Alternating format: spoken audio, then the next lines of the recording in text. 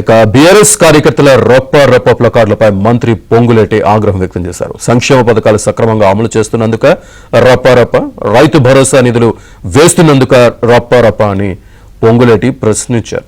శాంతి భద్రతలకు విఘాతం కలిగిస్తే కఠినంగా శిక్షిస్తామని మంత్రి పొంగులేటి హెచ్చరించారు.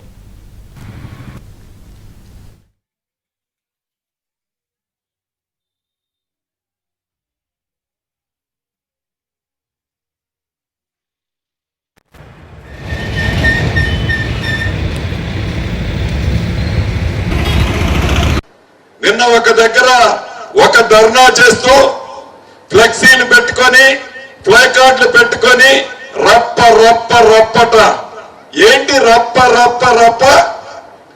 దేనికి రప్ప ఏం చేయాలనుకుంటున్నావు? ఈ రాష్ట్రాన్ని ప్రశాంతంగా శాంతి భద్రతలతో ఉన్న ఈ తెలంగాణ రాష్ట్రాన్ని ఫ్యాక్షన్ రాష్ట్రంగా తయారు చేయాలనుకుంటున్నావా?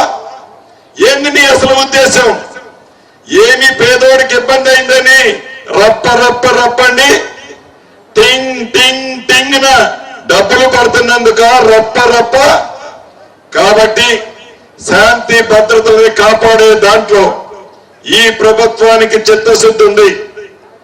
ఎవరైనా శాంతి భద్రతలను విఘాతం కలిగిస్తే ప్రజలే వాళ్ళకి బుద్ధి చెప్తారు.